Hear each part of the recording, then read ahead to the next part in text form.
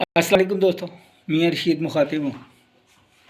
आज कहने के लिए कोई ख़ास बात नहीं थी, सिर्फ आपसे गपशप लगाने को दिल किया तो मैं कहा चलें थोड़ी सी बात कर ली जाए।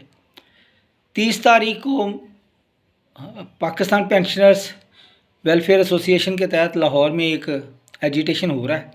उन्होंने स्पेशली हमारे मकसूद चुगताई साहब को रिप्रेजेंट करने के लिए कहा है अलाइड बैंक को। तो मकसूद साहब की जो कारकर्दगी है ये मूवमेंट्स के सिलसिले में वो मैचलेस है।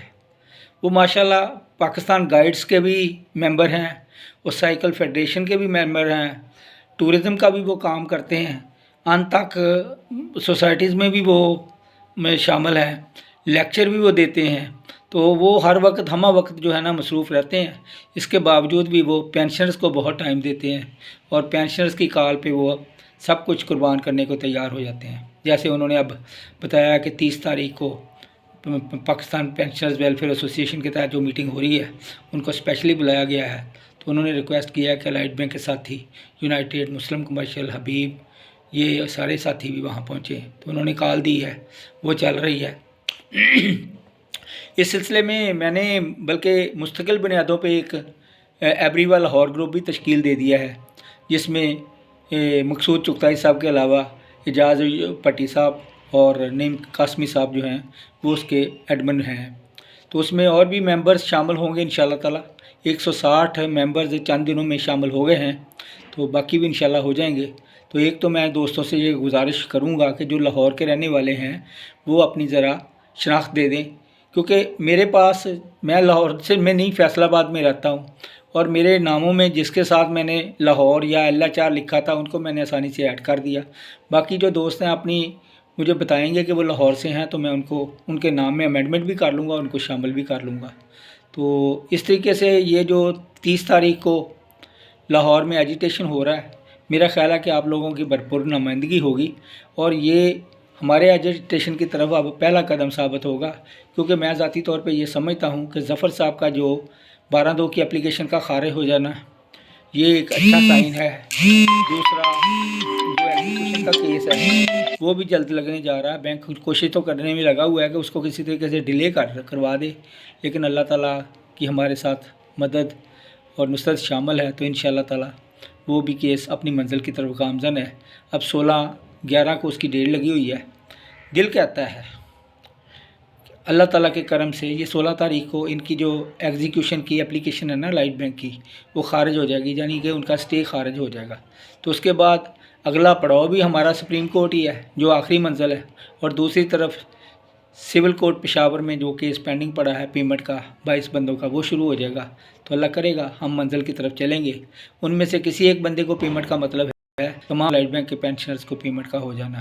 तो लिहाजा हिम्मत मत तोड़िए, अल्लाह ने हमें इंशाअल्लाह ताला इसमें सुरखरू ही करना है।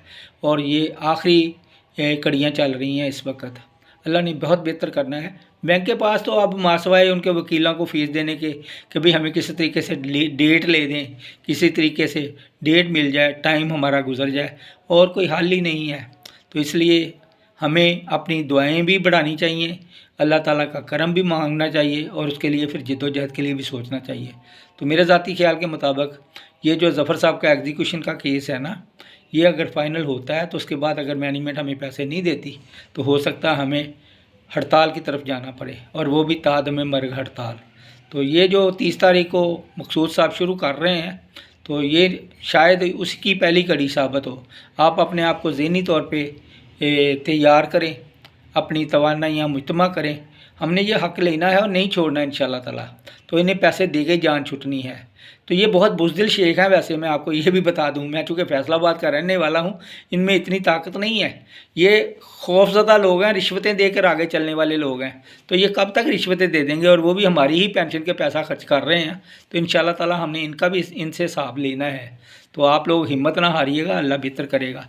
बाकी आपकी कुछ तजावीज़ हों या आप अगर पेंशन से मुतल्लिक़ा कोई मुझे वीडियोज़ बनाकर भेजना चाहें तो वो भिजवा दें।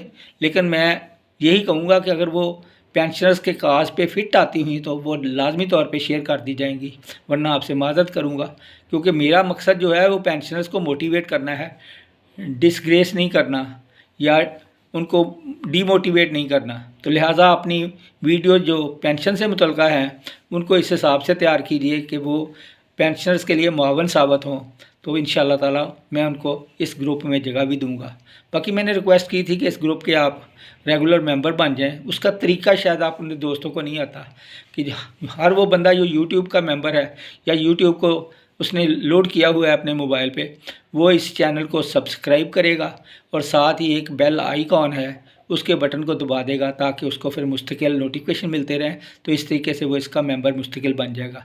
बाकी आपकी तजावीज़ का इंतज़ार कर रहा हूँ, आपकी दुआओं का इंतज़ार कर रहा हूँ।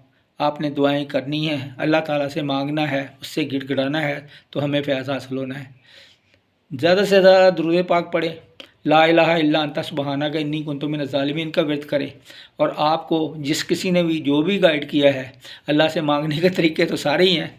मैं तो एक अदना सा मुसलमान हूँ, बहुत कम जानता हूँ मज़हब के मतलब, लेकिन आप लोगों का माशाल्लाह मुझे जो फीडबैक आता है उसके मुताबिक आप माशाल्लाह 5 वक्त का नमाजी हैं, तहज्जुद गुज़ार हैं, इबादत गुज़ार हैं और अल्लाह से मांगने का, गिड़गिड़ाने का तरीका भी आप मुझसे बेहतर जानते हैं।